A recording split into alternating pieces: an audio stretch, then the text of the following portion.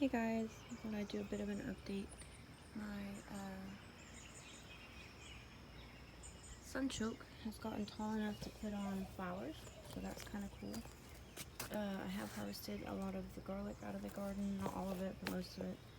The potato onions are falling, but not all of them are falling, so I'm just kind of trying to harvest a bunch as they fall. The leeks are still staying strong. The tandoor vine is climbing. The winged pea right here is doing well, and the jelly vine's going everywhere. The sunflowers are coming up. Caucasian spinach hasn't died yet. There's some ginger popping up. I've got the tree collard netted. It's still, probably there were still some caterpillars on it when I netted it, so it's still kind of got some eating going on, but eventually that cycle will die out. I netted the perennial cauliflower, but they just really didn't seem to enjoy where they're at, so I don't know if they're gonna really be productive this year. Dill is starting to flower. This is where I had my rhubarb last year, and I'm just kind of letting it go, do what it wants, and pulling weeds when I find it. All of the asparagus has gone to fern, which is good. This little guy, I think it's a gooseberry, has really started to branch out. He is thorny, but not terrible. The sweet corn root is growing nicely. The grapes are still here. They haven't like shriveled up and died yet, so maybe we'll get some grapes. I have been training the cantaloupe up this trellis, so hopefully it'll do well. The winged beans, it's my raspberry, it's spreading, so that's good. You can see where I pulled like some of the fallen over onions, but not all of them.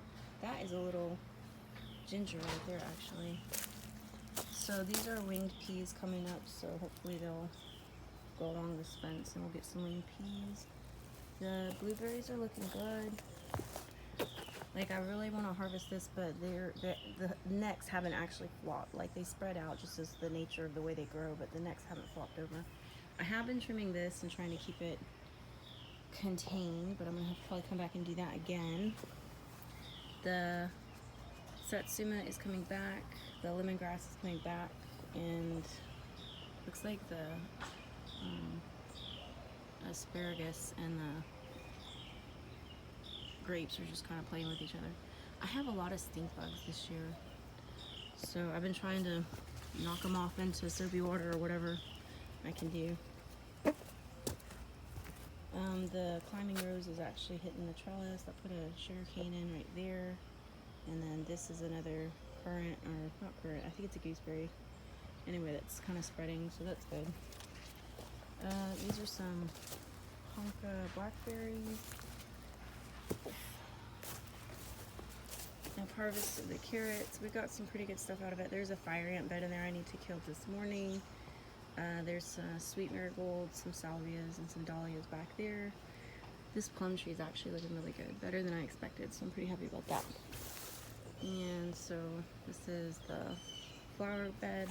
It's really starting to show out. Calendula's coming up. Borage is in flower. Tomatoes are producing, but again, I have a hard time with these leaf-footed bugs and stink bugs this year, so I'm not really sure how they're gonna do. This basil is my favorite.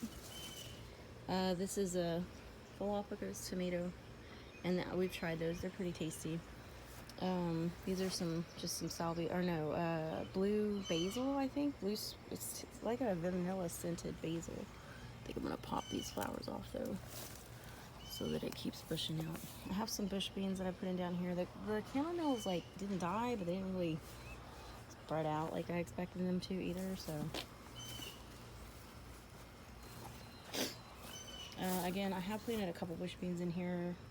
I'm waiting on some sweet potato slips that I'm probably going to put in here. But there is a mouse in these beds, so I don't know how successful the sweet potatoes will be in this bed. Just kind of trying to see.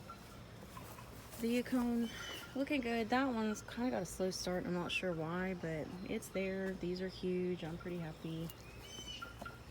Cosmic kale has been netted, like as soon as I put it in the ground, so that should actually stay pest free.